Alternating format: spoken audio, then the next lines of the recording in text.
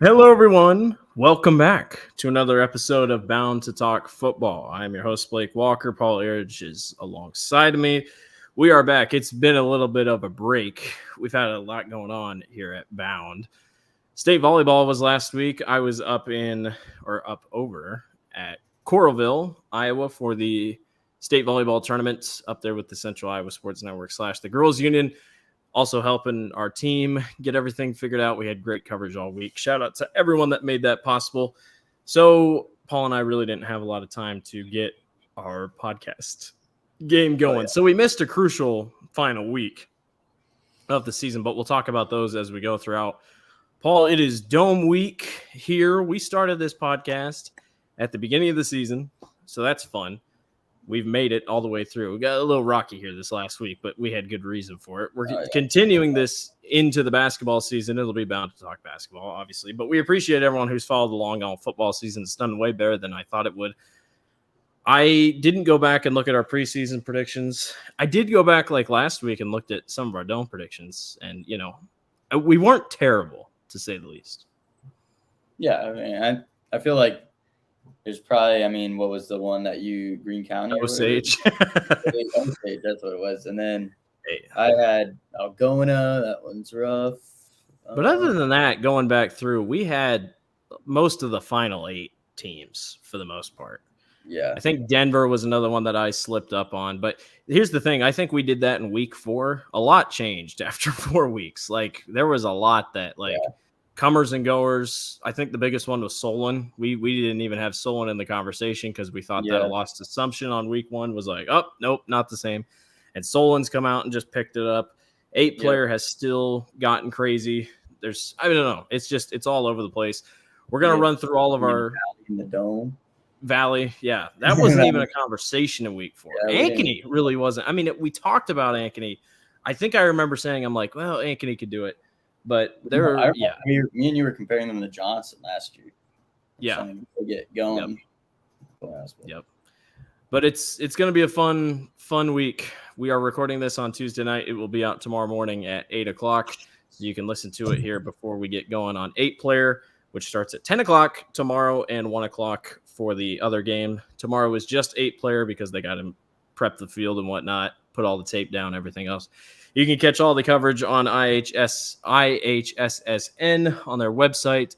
It is $9.99 plus tax for a single game to buy, or you can buy the full package, which gets every game for $19.99 plus tax. I think it's the entire tournament. I don't think it's just semifinal, then final round. Yeah. So if you're going to get it, just get the $19.99 plus tax, and that way you can watch every game, courtesy of the Iowa High School Sports Network. So let's get to it, Paul. We'll start out with 8-player at our 10 o'clock game. It's the 10-1 Bishop Garrigan Golden Bears taking on the 11-0 Winfield Mount Union Wolves. Bright and early to play some football. I've always thought that was kind of weird what they do, the 10 o'clock start, and there's only 2 games. I was like, well, they could do evening games, but I guess there might be stuff going on tomorrow night at the UNI Dome. You never know.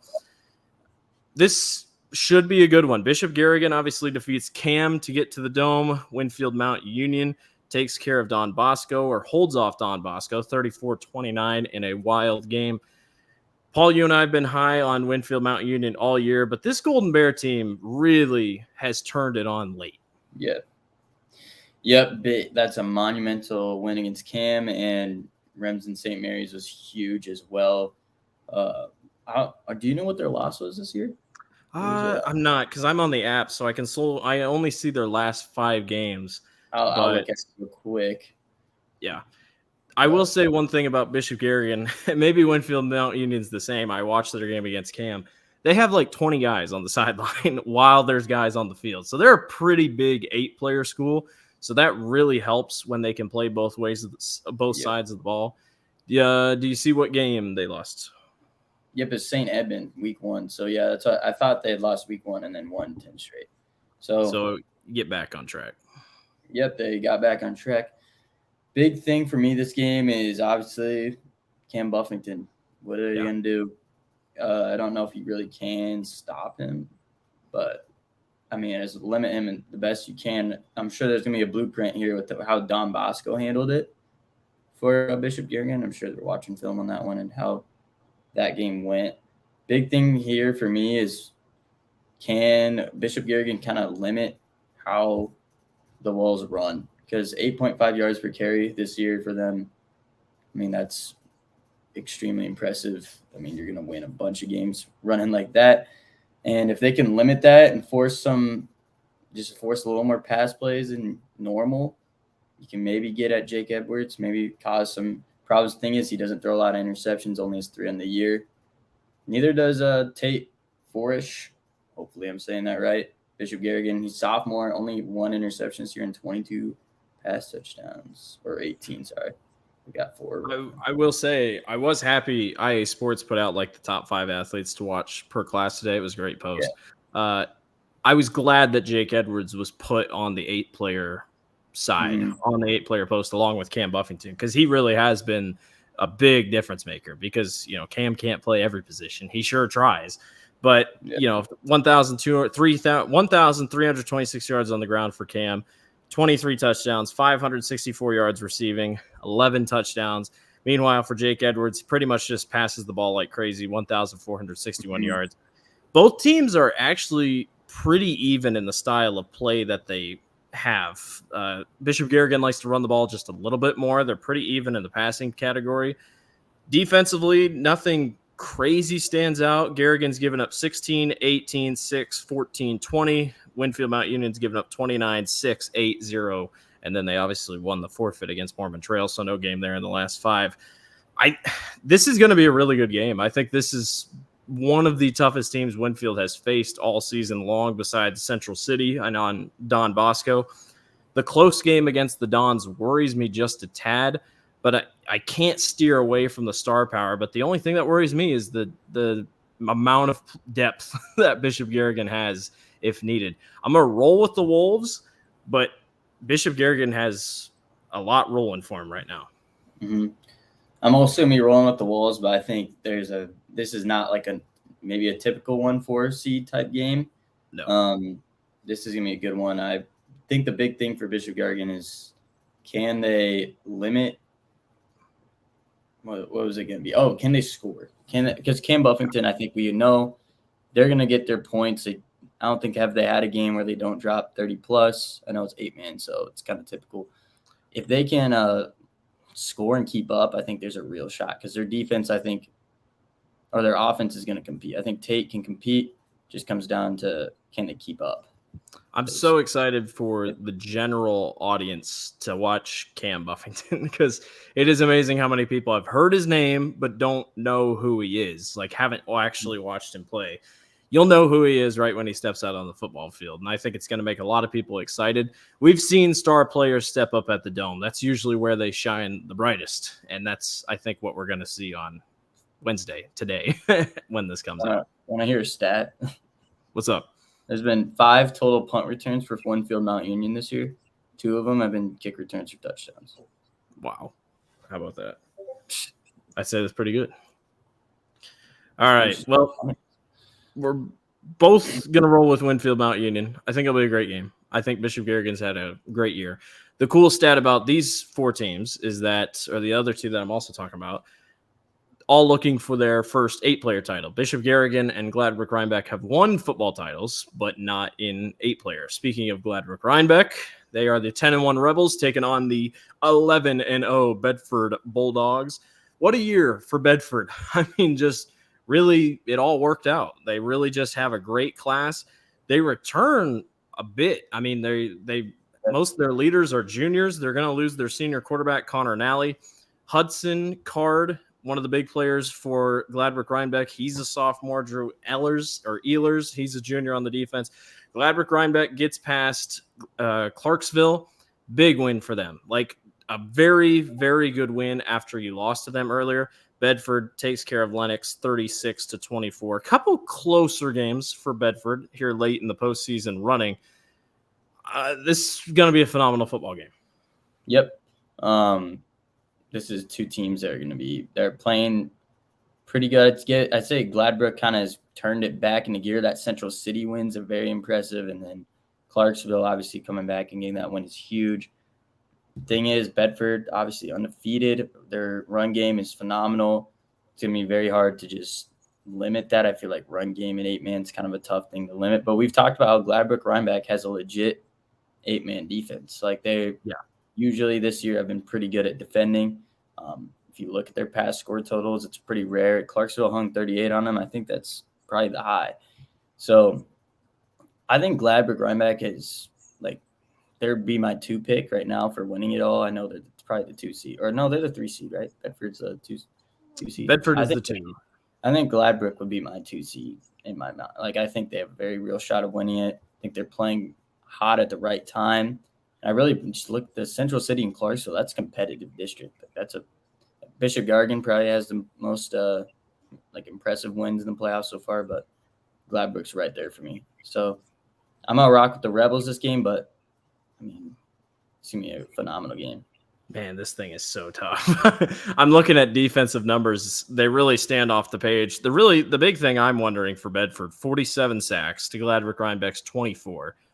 I always go back to, what do I trust more in an 8-player game? Do I trust the passing attack or do I trust the rushing attack?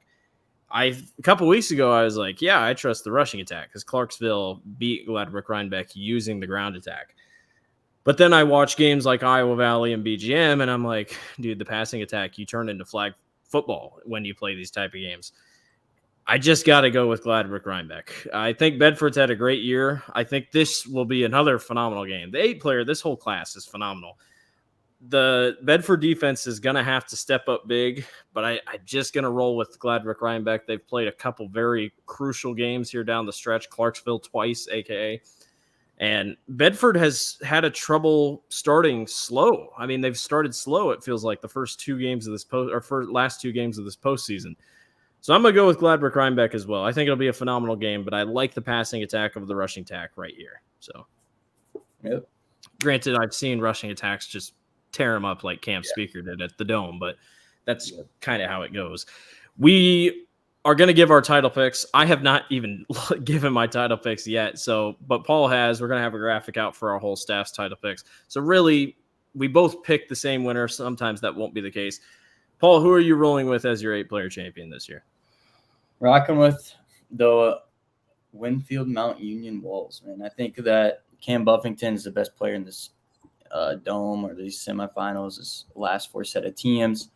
I think they've been on a wrecking path all year. Big thing for me is just how good Cam's been this year. I think in 8-man you can afford to have a player carry you a little bit, and I think it's gonna be close. I don't think this is like one of those shoe-ins. I don't think there really is one of those this year. There might be in Class 1A, but yeah, I'm gonna rock with the Wolves.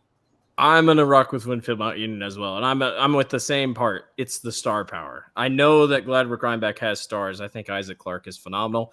Isaac Clark is both things for Gladbrook Rhinebeck. So you literally have to hone in on one guy, it feels like. If Isaac Clark is off, then maybe that's trouble for the Rebels. Cam Buffington and Jake Edwards are a 1-2 punch that I don't think a lot of teams are ready for, can prepare for. I'm the same thing. I think Cam Buffington and Winfield Mount Union get the job done. Kind of everything just set up. Everything was just nicely put together. We talked about it in week 1, episode 1 of this series when we talked about it. This is the year that if Cam's going to get it done, or if Winfield Mount Union is going to get it done, this is the year, and it looks like it's all going to line up perfectly. So good for them. All right, we will jump on to Class A. And Class A is the one that starts us off on Thursday morning. It's the 10 o'clock game. It is Madrid at 11-0 taking on West Hancock at 10-1. Madrid goes undefeated, 11-0 on the season. West Hancock's only loss is to St. Ansgar. St. Ansgar gets bumped out by East Buchanan. We'll talk about that game in just a second. You got 2 teams, Paul, that love to run the ball. You got 2 teams that can pass the ball. I love what Preston Wicker has done, but West Hancock lives at the UNI Dome, and they live in the title game. They've made it to 4 out of the last title games, 3 of the last 4, 4 of the last 5. I just think the Eagles might be a little too much for Madrid. Yeah, I mean, West Hancock has been just on an absolute tear ever since that loss to St. Ansgar. shocked St. Ansgar didn't make it. I know we haven't really even talked about that.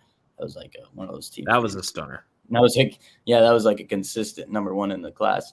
But the big thing for me here is just how good Wes Hancock plays in the Dome every year. Mitchell Smith's been there before. Kellen Smith's been there before. Kale Zool has been there before. These are guys that have done it. And 9.1 yards per carry, that's insane. They're going to pound the rock. We know that. That's Wes Hancock's style. I mean, we're looking at Madrid having Preston Wicker, that one-man show, though. So it kind of depends on what you like, but I like how balanced Wes Hancock usually is. They play good defense whenever they're in the Dome, it feels like, too. So 21.5 sacks to Madrid's 17 sacks. Both teams pretty even in the tackles for loss category. Wes Hancock has forced 12 fumbles this year, 13 interceptions to 16 for Madrid. One thing that really stands off the page for me for Madrid is I compare both passing games.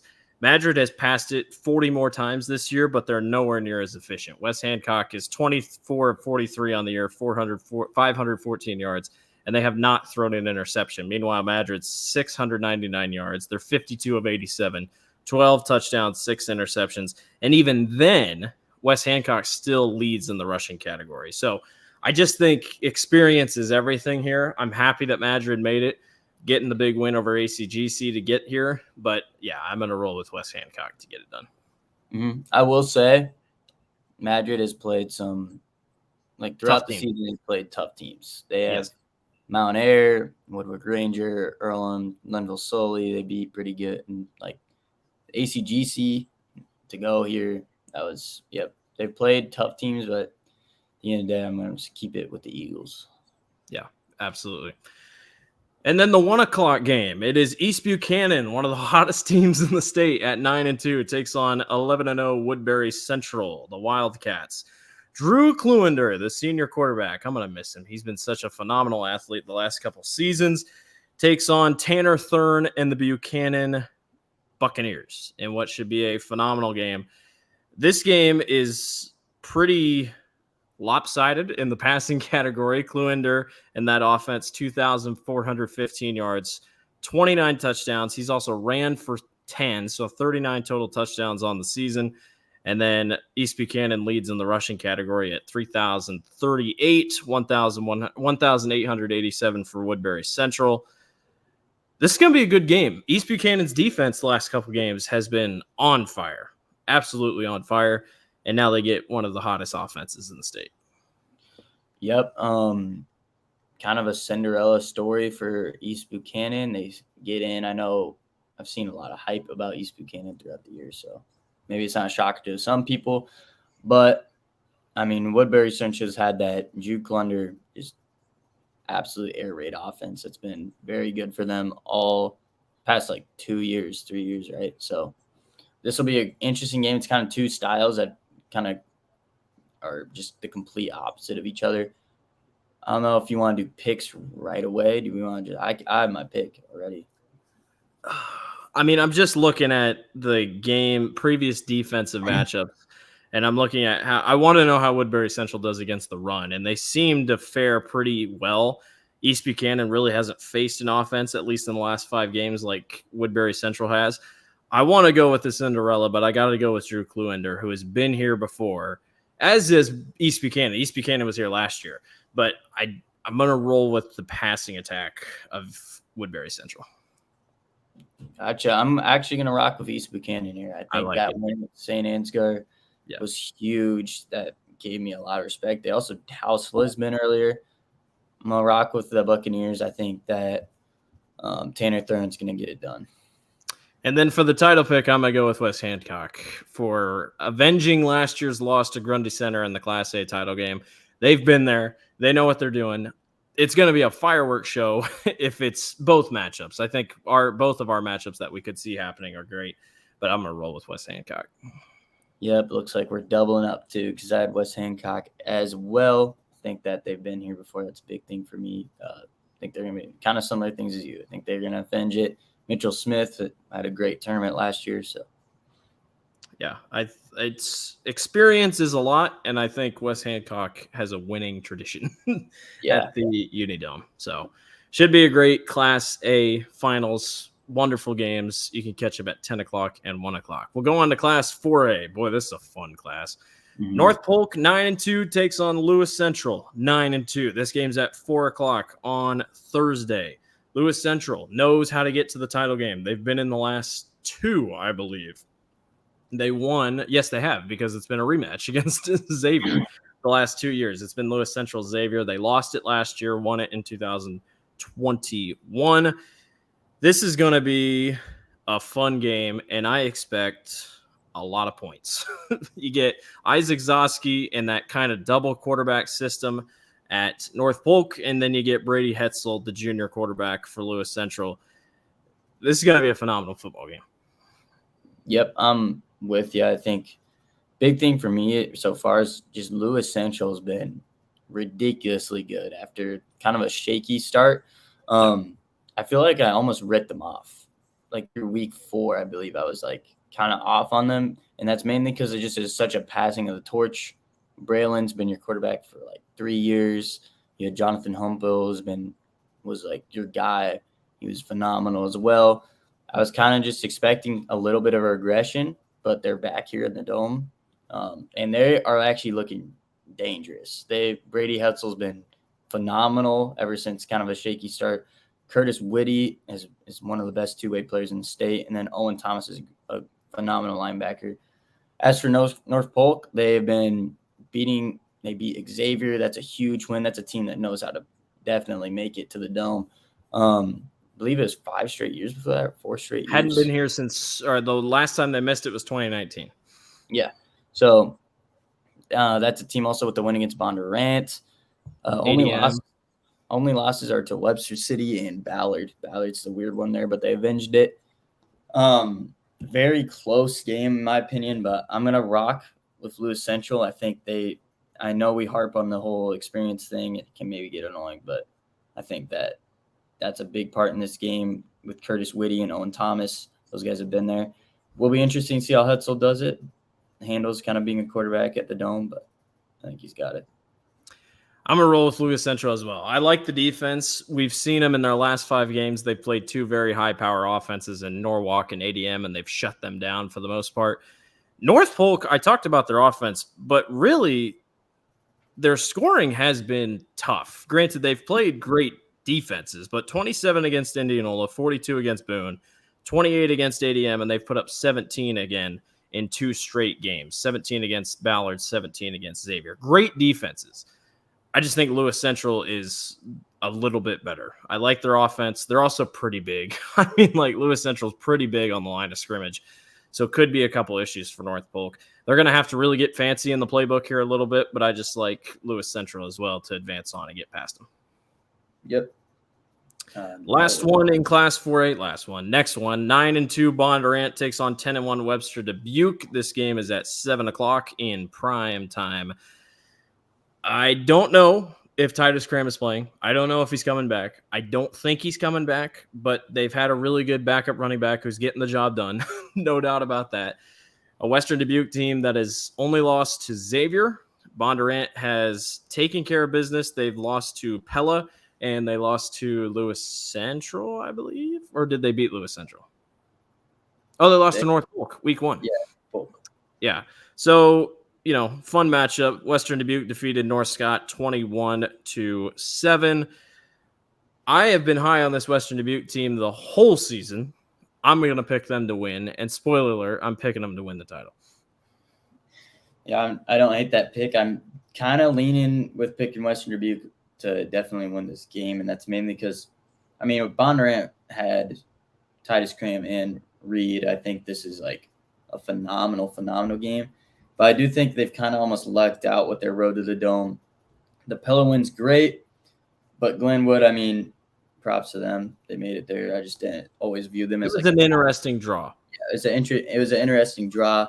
I think it was a 1-seed draw for them, so they kind of deserved it. But I think they've been able to kind of skirt by without their stars, but I think it can kind of bite them here when they're playing a team that has been phenomenal all year. Grant Glauser, a ridiculous stat line this year. I believe 32 touchdowns, 2,600 plus all-purpose yards. Throwing Brock Carpenter has been great. Receiving the ball, and Tanner Anderson's been a great quarterback. So I'm going to rock with the Bobcats, but I mean, this should be – I can see Bondurant maybe keeping it close, but I'm kind of pretty confident in Bobcats winning this one. Western Dubuque must love to use the clock because their stats on defense really make no sense. They have 120 plus less tackles than Bondurant does. Western Dubuque has 14 sacks. Bondurant has 35. Bondurant has 96 tackles for loss. Western Dubuque has 35. So it's a weird stat back and forth. They also don't pick the ball off a ton. But yet their defense in the last couple games, they gave up 29 to Waterloo East, 7 to Decorah, 21 to Mason City, 2 to Newton, 7 to North Scott. So they seem to really step up on defense against teams that need to be stepped up against on defense. Yep. Mason City and Waterloo East, I don't know if those were just garbage time touchdowns or what.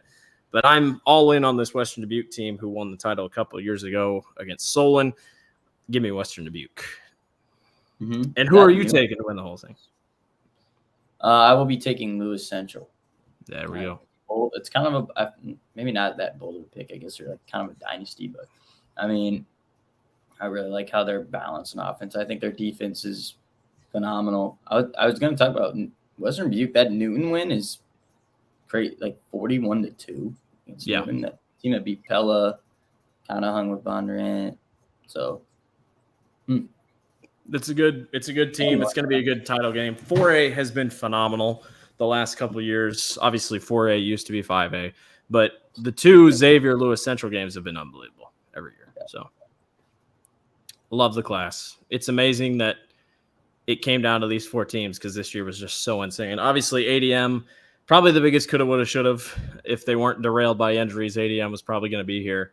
There were a lot of other teams that were very solid that just missed it. So, a lot of fun indeed. We'll go on to Class 1A, and we're on to Friday at 10 o'clock. It is Columbus Waterloo Catholic, Columbus Catholic Waterloo, Waterloo Columbus Catholic at 9-2, taking on Grundy Center at 11-0.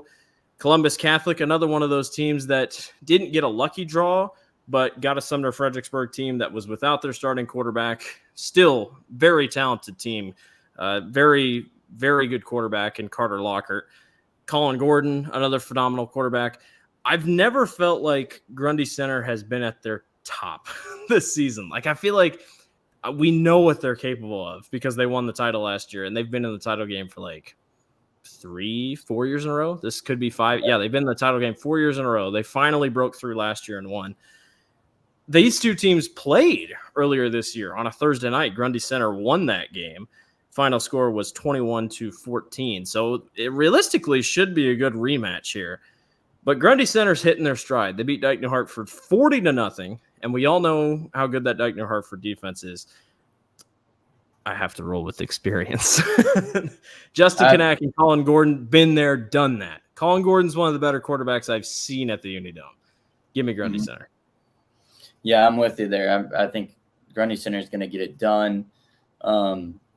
Their defense, too, has also been lights out these past weeks. I think their offense, I think it's been like a waiting for the dome type thing. They're going to turn it on. Not that they've been like lackadaisical, but I think they're going to be locked in for this one and start finally just have a statement win here. I think they can win it in a blowout fashion. They did it last year. At the beginning of the season, I think I said Colin Gordon's going to win Gatorade Player of the Year. I don't think he's going to win Gatorade Player of the Year, but he's sure going to be a great player. That reminds me, we should totally, this is just right off the top of my head, we should totally do a postseason award show. We should give out our awards. Gotcha. We need to be doing that. All right, so we're both going to roll with Grundy Center. Good for Columbus Catholic. Very historic team when it comes to the UNI Dome. Very historic team when it comes to winning titles. But we're both going with Grundy Center. This one is very intriguing. 1 o'clock on Friday. 10-1 MFL Marmac takes on 10-1 Underwood. The Bulldogs and the Eagles. MFL Marmac defeats Regina 22-7. Underwood takes care of OAB CIG 43-8. Garrett Lewitt has played phenomenal as a sophomore, 2,265 yards. Wyatt Powell has been great on the ground for MFL Marmac. Underwood is a heavy passing team. MFL Marmac is great on the ground. But that Underwood defense, Paul, is pretty legit. Yeah. Obviously, we know Underwood's only loss is to Van Meter, who has lost games in the class above them. Yep. They've been a phenomenal team all year. We know MFL lost to Sumner Fredericksburg 13-9 early in the season. Other than that, these teams have been perfect. Garrett has been phenomenal as a sophomore. Yep. Been ridiculous. I believe he's a baseball commit for Iowa, if I'm not. Sounds like it. Yeah, but he's been phenomenal, and then obviously MFL's defense has been really impressive this year, and obviously, I mean, you can say the same about Underwood. So it should be a pretty good game. I'm leaning Underwood. I think the Van Meter game has always stuck out to me. They housed OABCIG in the quarterfinal.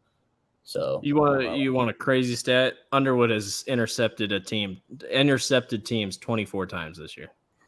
That's got to be up there in the state. Has to be. No, that's probably up in the top. That is got to be one of the biggest numbers I've seen. I'll double check that real quick on how. Shout out, I mean, Maddox Nelson, same thing for Underwood, 1,304 yards.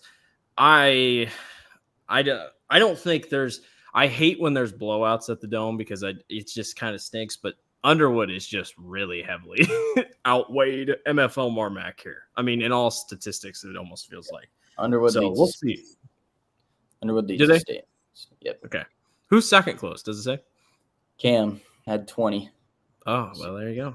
And that's an 8-player school. So good on Underwood. So, Paul, it leaves the Class 1A title game for both of us would be Grundy Center versus Underwood. And really, make your pick because I got to think about it. Because realistically, this is a game where the final score could be 10-6. Yeah, that game is going to be nuts. I'm actually going to, I think, rock with – this would be a flip of my pick, by the way, Blake. I'm going to rock with Underwood, I think. Okay.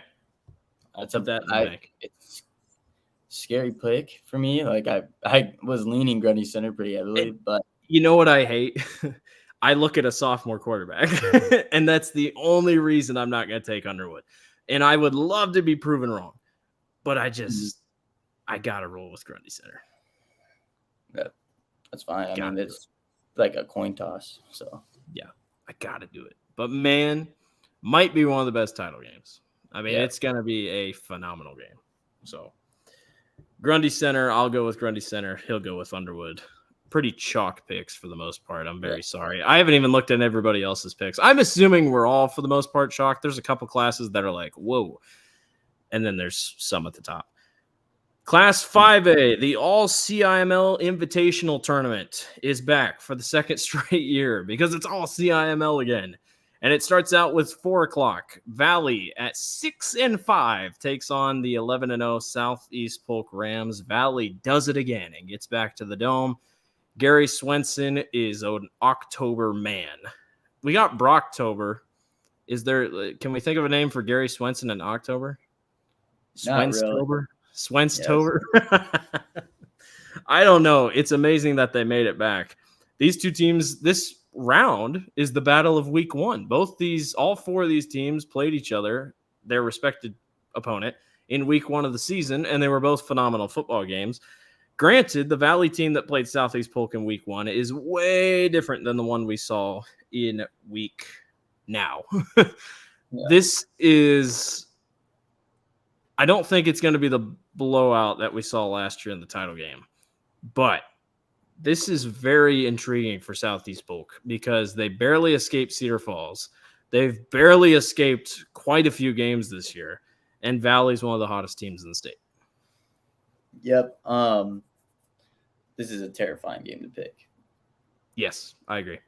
I don't think Southeast Polk won in Valley. Fun fact, I was calling the game, right? Cedar Falls and Southeast Polk.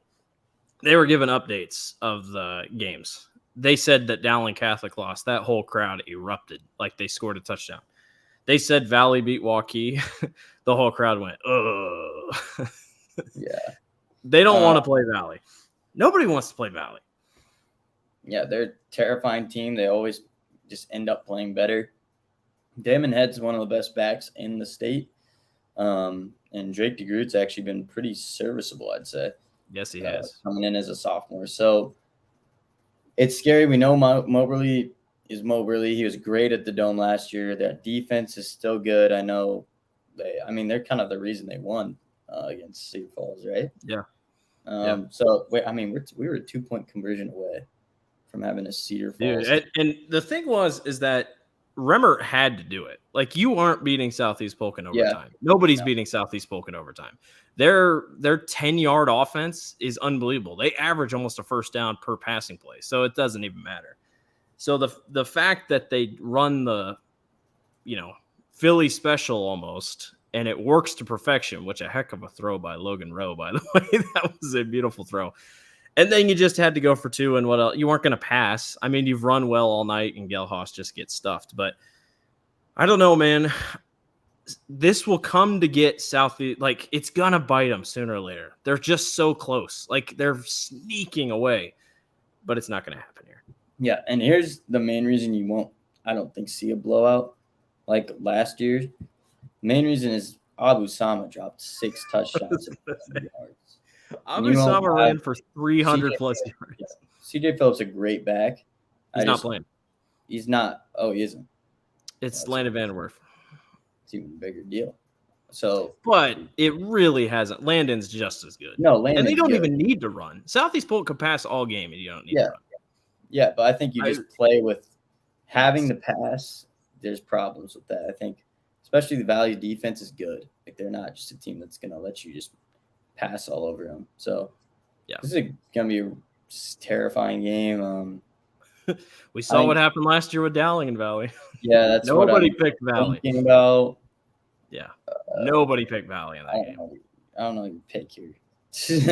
I'm gonna roll with Southeast Polk because I've called so many Southeast Polk games this year, and it's pretty simple. If you want to stop Southeast Polk, you have to get to the quarterback. Connor Moberly on the run is not as good as he is when it's boom, sit in the pocket. I know what I'm going to. There's my throw. We had a timer on it on CISN. If they get the ball out in under 3 seconds, they're getting a first down. If they don't get the ball out in under 3 seconds, then they struggle. Valley just doesn't get to the quarterback. Really. I think they only have 6 sacks all year. I got to roll with Southeast Polk to get back to the title game. Yeah, I'm with you there. I think I'm going to rock with the Rams. I think that their defense can possibly just win them this game, rattle a sophomore quarterback. But I can't bet against Moberly. No. In the Dome right now. I haven't. I really haven't. So far in the Dome, he's been phenomenal. So it's hard to bet against him. Yeah. Next one, and one for the ages. At least we hope.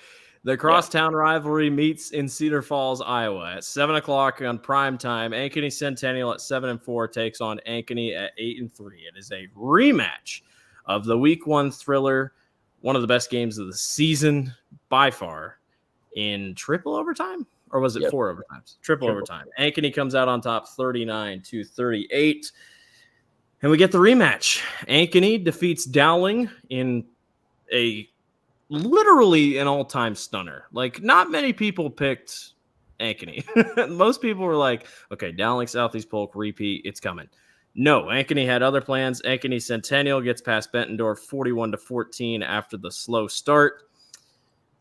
This is going to be a fun one, Paul. This is going to be a really fun game. Yep. Big thing here is defensively, Ankeny's on a heater. Only allowed 9 against Johnson, and then Dowling, they just played out of their minds. Devin Akers has been one of the – he's a mismatch nightmare. Yeah, he's the best wide receiver, I think, in this class. Dylan Dodery's been great on defense this year for Ankeny, and then Kankis and Daniel Arme. That's a great rushing duo. But we know Centennial has skill position galore, just talent. Trent Smith, 3-year starter, finally getting his spot here to just take over and take out. I mean, the Jaguars haven't been in the Dome since I think it was Riley Moss. So this is big time for them. And then Elijah Porter, he's been amazing all year, Northern Illinois commit. And then Chase Shuddy, Max Snyder. They've got guys all over. Big thing here is does this play out the same way as week 1 where offense kind of takes over, easily kind of dominates? I know his game was like 20-somethings before the overtime, so kind of got skewed. But, it'll be this game's going to be phenomenal. The crowd's going to be nuts. Oh, it's going to be unbelievable. The trash talk leading up has been unbelievable. Yeah, this is my high school dream. I remember as like we were taught, we'd always talk about could this happen whenever it had whenever we'd make the playoffs.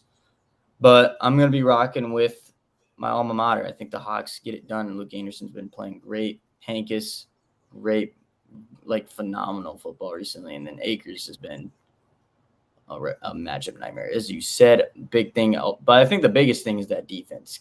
As the Hawk defense just continue to play out of their minds. And if they do, I think they got the win. And we're talking about that Ankeny Hawks in the Dome. Yeah, there you go. I am going to roll with the team that lost to Waukee Northwest on October 13th, and I think they woke up after that game. I think the Jags, I give them the advantage by a slight bit. 4 out of the last 5 times these two teams have met, the game has been by a possession.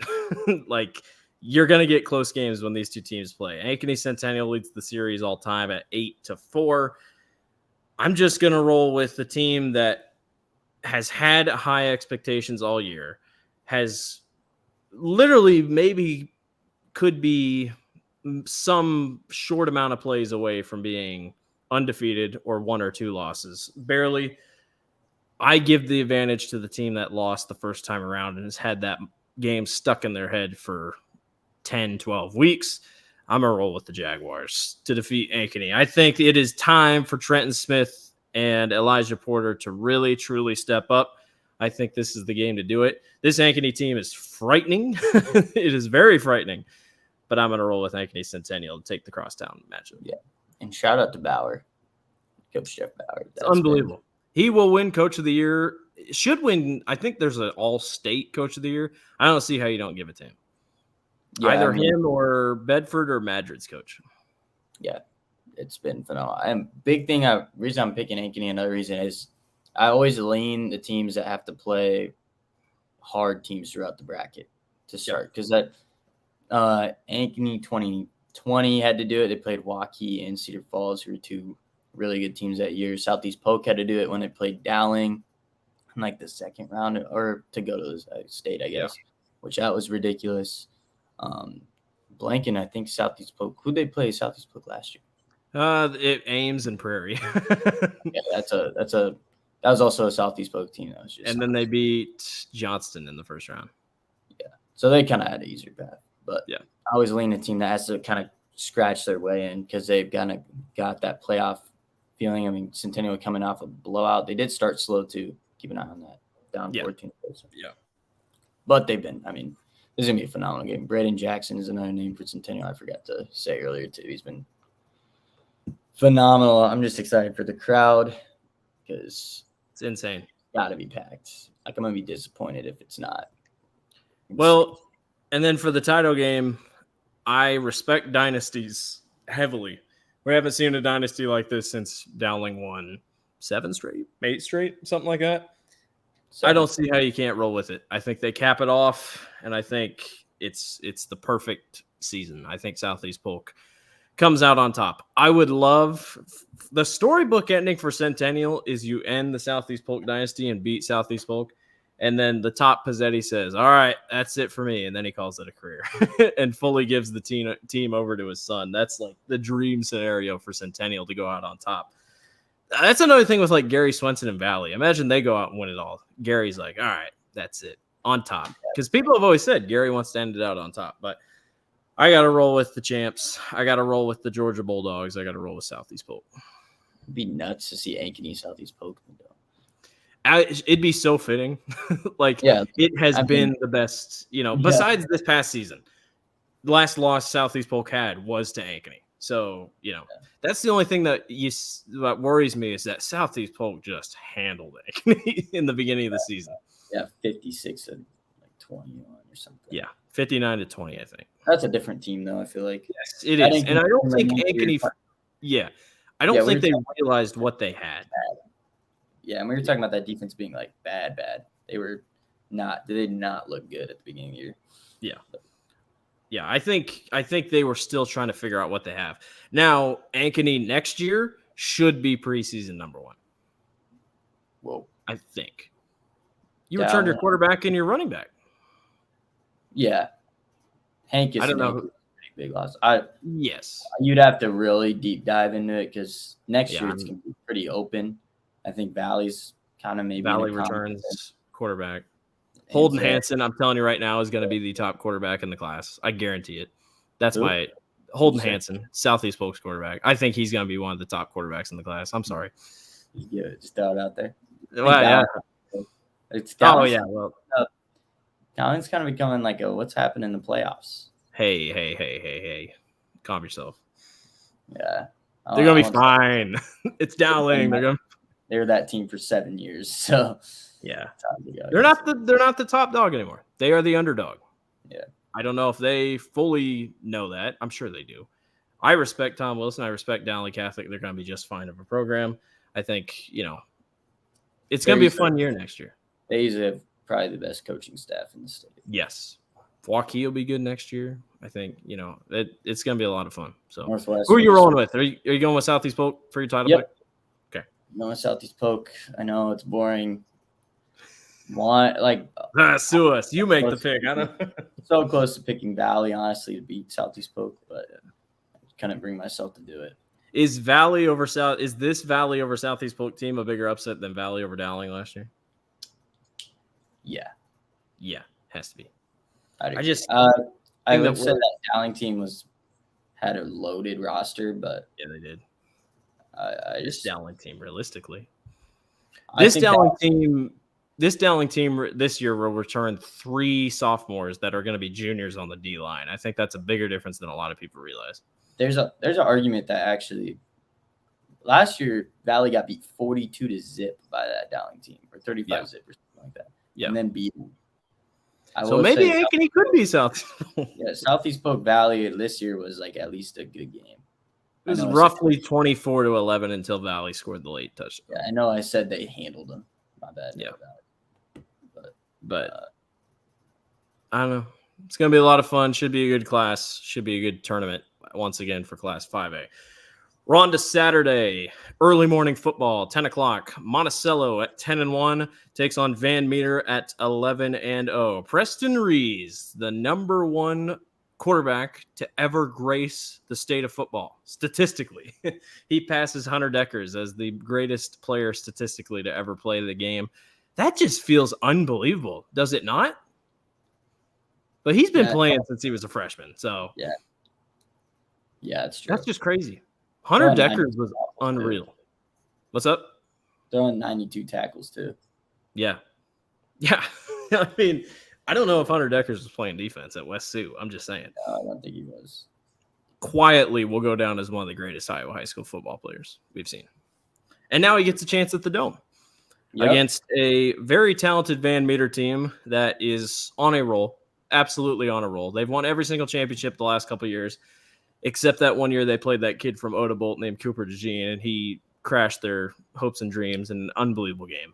But this is a phenomenal matchup. Preston Rees, the only thing for Preston Rees and Monticello is Preston Rees does it all. That's the only thing that gets me for Monticello.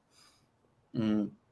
Yeah, I mean, Ben Gordon, probably one of the best players in this class the past 3 years, plays linebacker, and they kind of have a version of Preston Rees. I don't know, it's Preston Rees. So they have a dude that plays both ways. It's extremely talented. I find it very hard to not pick Van Meter here. I'm picking Van Meter. Yeah, I'm picking Van Meter, but Preston Rees is going to get his. We know that. This team hasn't even had a problem. Underwood was their biggest problem. Yeah. Besides that, it's been 63-6, 47-3. Monticello's only loss is to Mount Vernon, week 1. Remember when I thought Van Meter would have a quarterback problem? And I was like, hey, they don't have their quarterback. Austin Baumhover's the man. Well, Austin Baumhover has stepped up. The kid can run. He can pass. He's only thrown 1 pick all year. I mean, add on Ben Gordon. Give me Van Meter. Yeah. Give me Right Van there. Meter. Happy for Monticello, though. It's a fun game. Yeah. And then the 4:00 game. It is Spirit Lake at 10-1 taking on Central Lyon at 11-0. I'm so glad Spirit Lake made it because that was a pick at the beginning of the season that I actually had right. Because I think I said, I was like, keep an eye on the Spirit Lake team, man. I also said keep an eye on Greene County, and Greene County did not show up. But we'll take up the Spirit Lake pick, that Greene County pick. I wonder, I don't think Greene County didn't even make the playoffs. What was I cooking? All right, Spirit Lake defeats West Lyon, Paul, which you and I talked about that West Lyon defense. They did not look like that defense. That's a defense that only gave up 7 points to Central Lyon, and they gave up 20 to Spirit Lake. Granted, only lost by 1, but still pretty fun. I mean, they also only had given up 13, and then there was almost a miracle level bomb thrown by Caden Lunt. But yes. That was okay. Yes, I forgot about the bomb to win the game. but I mean, Spirit Lake phenomenal, but you're running into like the Dome the past couple of years. Like these guys, Central Lyon. You're meeting the team with the largest winning streak in the state, 24 straight. Yep. This team, I mean, 8.7 yards per carry running the ball. The argument here for Spirit Lake is that they beat West Lyon 2019 and put up points on that defense. Central Lyon really didn't. It was 7-0 when Central Lyon beat them.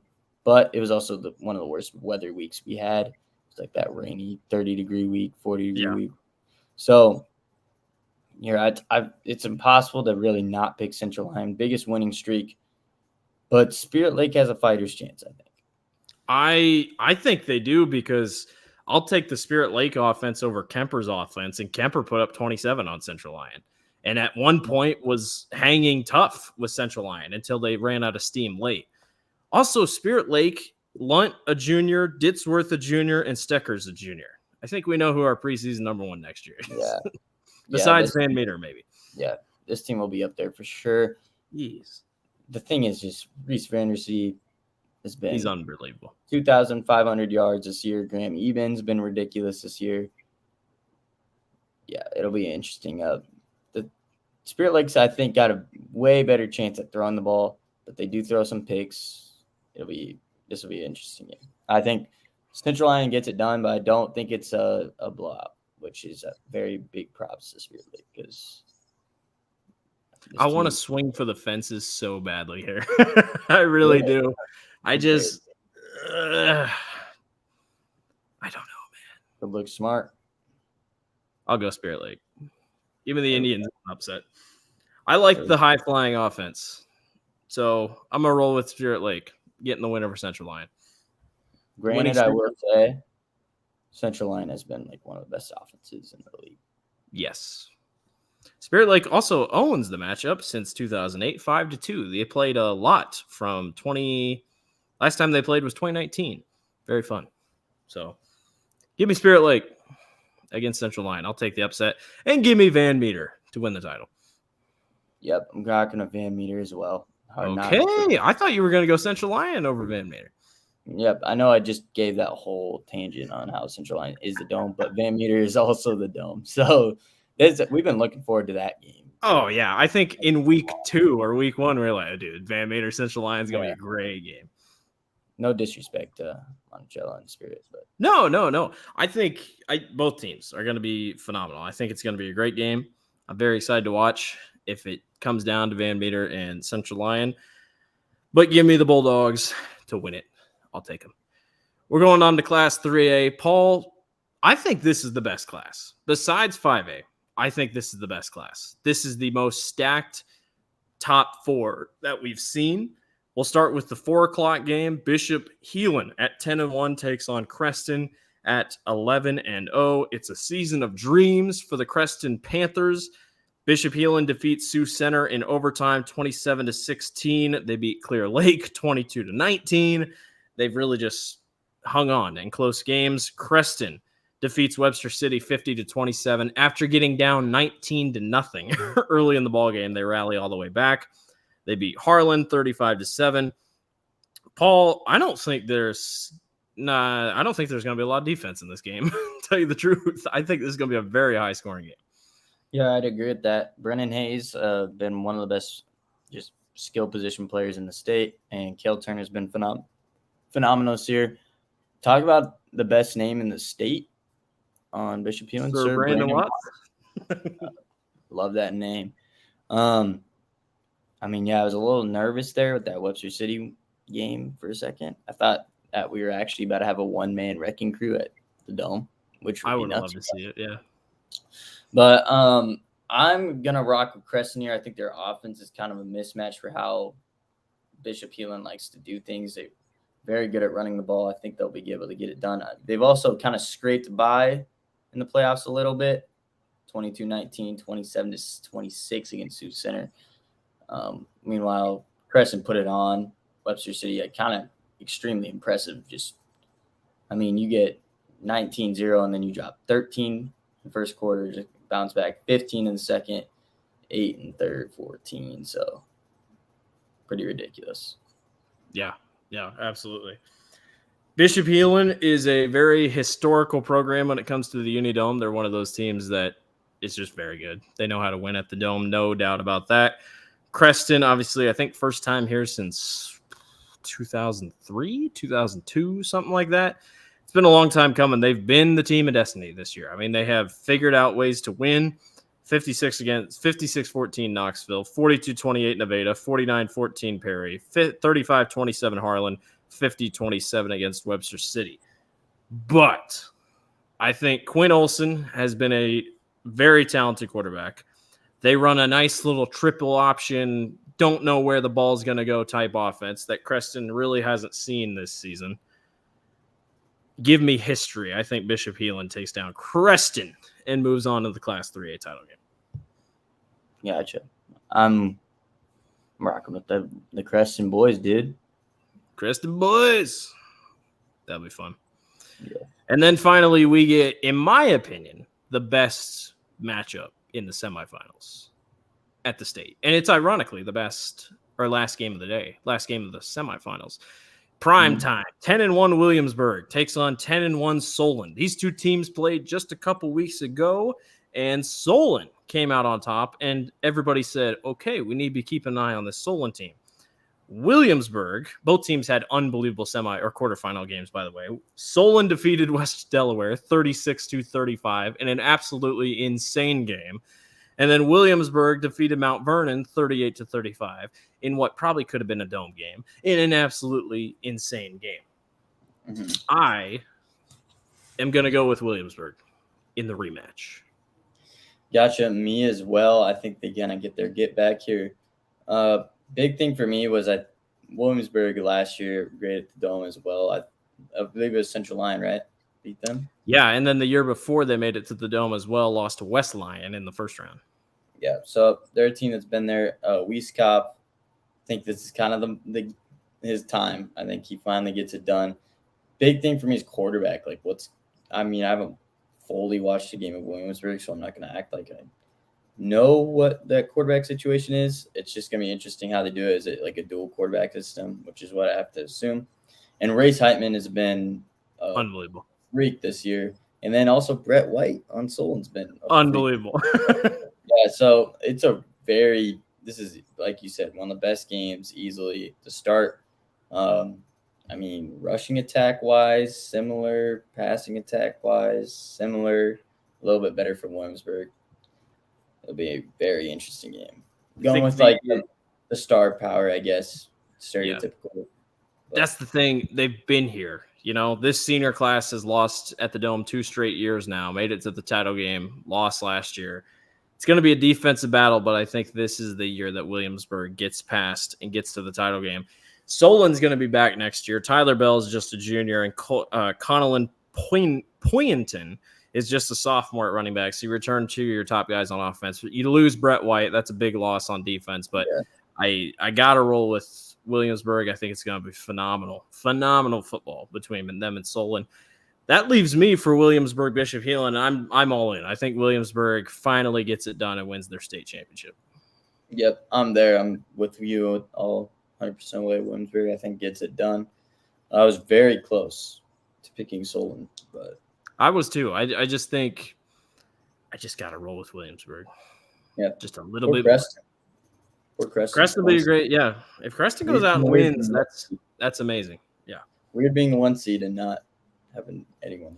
And it's interesting because the way the classes are kind of set up doesn't feel like we're in the middle of a dynasty. Like when Harlan made it to the title game their first year and got blown out by North Scott, you looked at all those sophomores and you're like, oh my gosh, this team's going to be back. And then they did. And then they got back next year. And then they got back the next year, 1-2 straight. So, it's a fun class. I've always enjoyed Class 3A. So it's going to be a fun week of football. Don't forget, you can catch it all on the Iowa High School Sports Network on 10 o'clock, 1 o'clock, 4 o'clock, and 7 o'clock every single day except Wednesday because it'll just be 8-player. This thing will be out on Wednesday, so happy Dome Day to everybody.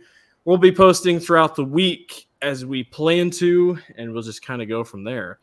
I think that's all I got for now. Yeah.